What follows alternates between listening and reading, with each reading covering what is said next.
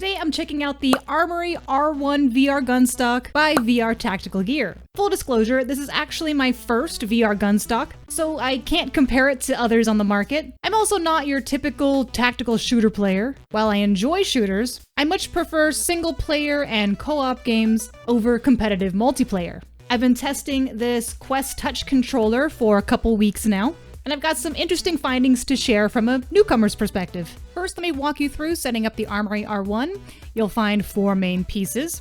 Let's start with the main body. You'll notice 2 wing nuts on each side. Go ahead and remove those along with the hardware bolts and clamps. This is your foundation for everything else. Now grab the rear slide. It only goes in one way, so line it up with the main body and slide it in. When you're putting the clamp back on, make sure those alignment grooves slide underneath the main body. Pop the bolt back through it and secure it with the wing nut. The front slide works the same way, but pay attention to the foam barrel orientation. It should face downward initially. There's a special adapter hole, but you want to put the clamping bolt in the regular clamp hole instead. Now for the fun part, customization. The buttstock works best starting at about halfway out. You can always adjust it later. For the chin rest, there's a locking mechanism. Use this pin to line it up with the slot at the top of the buttstock slide, and once it's in, you can rotate it 90 degrees either way. This lets you quickly move it out of the way when you don't need it.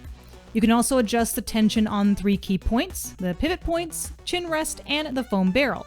Speaking of the barrel, use that barrel lock to secure it either vertically or horizontally, depending on your playstyle. For your controllers, they've made it straightforward. The mounting points are ambidextrous, so lefties, you're covered too. I love that the tension knobs are so large. You can adjust pretty much anything without taking off your headset. This is super handy when you're switching back and forth between different weapon styles or games.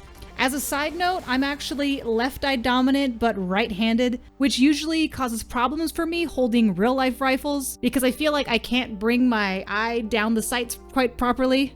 But this stock worked surprisingly well for me. The in-game buttstock just passes through your virtual body anyway, so I was able to cheat alignment, so to speak, and it worked out just fine. I tested the ARMORY-R1 in several games. Even as someone who usually sticks to more casual shooters, I found that it really enhanced my experience. And after the fall, I tried it both with and without the buttstock. For SMGs, I found using just the front half and completely removing the buttstock felt more natural and still gave me that stability that I wanted. Fair warning though, pump-action shotguns were a bit awkward to use with this gun stock. In 𝐍𝐎𝐿2, the precision really showed here. Starship Troopers also was a blast, even though it's more arcade style. My favorite experience was probably in Astro Hunters VR. I actually outlasted my husband in firefights, which felt pretty awesome. And of course, in all games, whenever I use it, I just feel like an absolute professional badass, which is a plus. So, reloading. It can be a bit tricky at first, especially with underbarrel magazines, because I found that I'd hit the gun stock with my controller a lot. You'll need to practice a bit to get the muscle memory down, and I imagine you probably have favorite guns with certain games where you could probably get used to this and find the best method that works for you. What impressed me most was the build quality. The carbon fiber rails and impact-resistant plastic means you can be pretty aggressive with your movements without worrying about any damage, and I'm pretty rough with my things. Is it worth the $89.95 pre-order price? If you're serious about VR shooters, I'd say yes. The versatility of the design is pretty impressive. They're making versions for Quest, Valve Index, PSVR 2, and some others. Keep in mind that pre-orders will be available sometime this month, November 2024, for all controller types. While the Quest version is fully injection molded, other controller versions just swap out the controller module for a 3D printed controller adapter.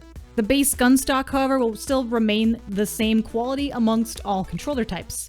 Let me know if you have any questions about the ARMORY-R1 in the comments below. And as always, keep on creating and never lose that drive to improve.